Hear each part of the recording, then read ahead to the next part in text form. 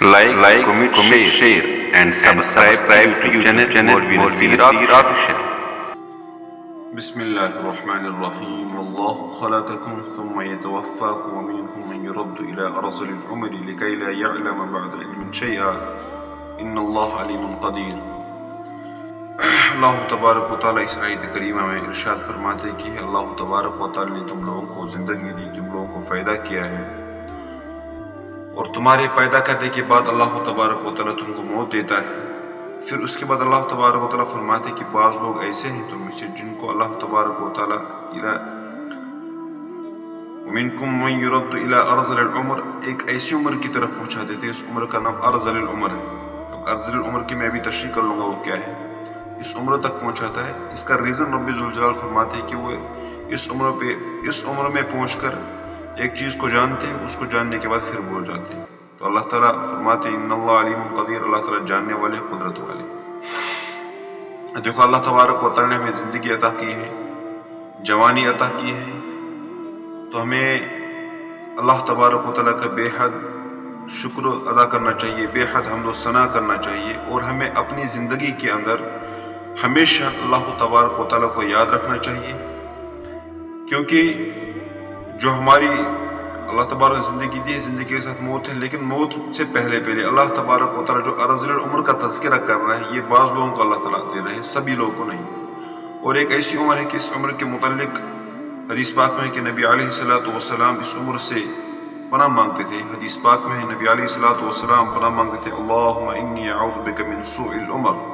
یا اللہ میں پناہ مانگتا ہوں بری عمر سے. اور ایک روایت میں ہے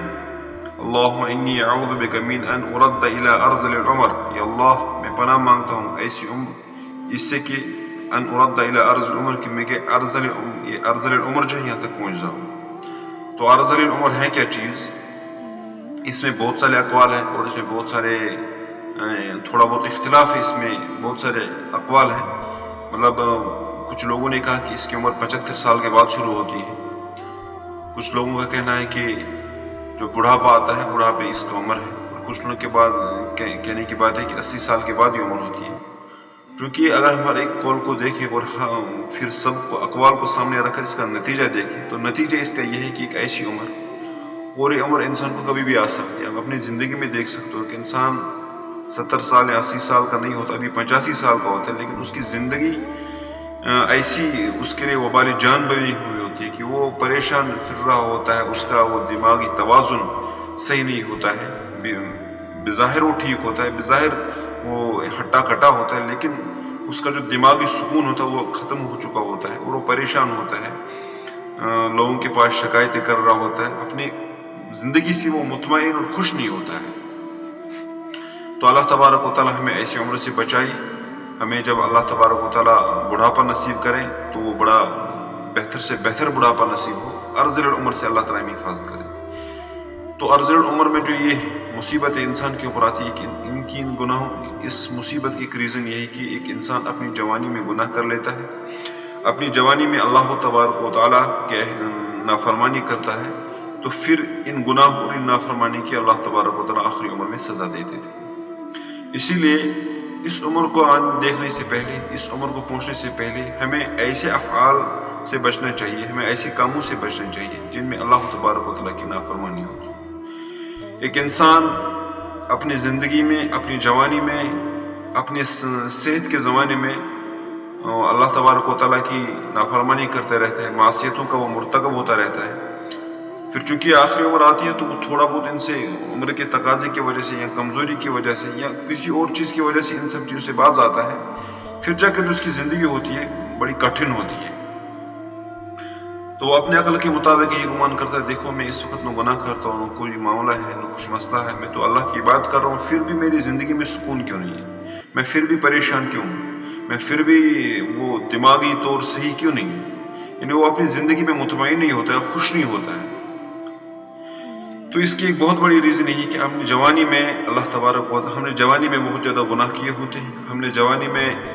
جو کہ تباہیاں کی ہوتی ہے، تباہ کاریاں کی ہوتی ہے، شیطان کی پیروی کی ہوتی ہے، جس کا نتیجہ یہ ہوتا ہے کہ ہم ارذل العمر میں پہنچ کر بہت بڑی مصیبت میں گرفتار ہوتے ہیں. تو مرنے سے پہلے اللہ تعالیٰ اس عمر سے بچائیے جس عمر میں جانے سے نبی علیہ السلام پناہ مانگ رہے ہیں، جس عمر کو نبی علیہ الصلوۃ والسلام سوئل عمر سے قرار دے کر اس سے پناہ مانگ رہے ہیں۔ دیکھو ایک انسان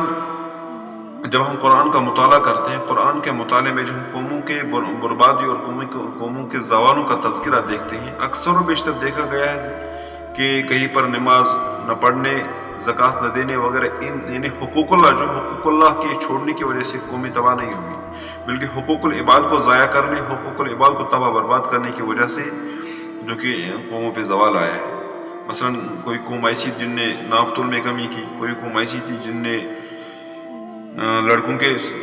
لواطت کے مرتکب ہوئے لڑکوں سے بدفعلی کی، کوئی قوم ایسی تھی جن نے دنیاوی تو لوگوں کے ساتھ معاملے برے کی۔ انہی معاملاتوں میں ایک معاملہ آتا ہے سحر گری کا۔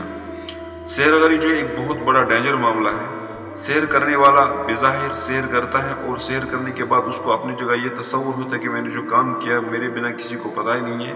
تو میں اپنے ہمسایہ کو یا اپنے رشتہ دار کو یا اپنے اپوزٹ میں جو بھی ان کو تکلیف پہنچا رہا ہوں، ان کو پریشان کر رہا ہوں۔ یاد رکھنا چاہیے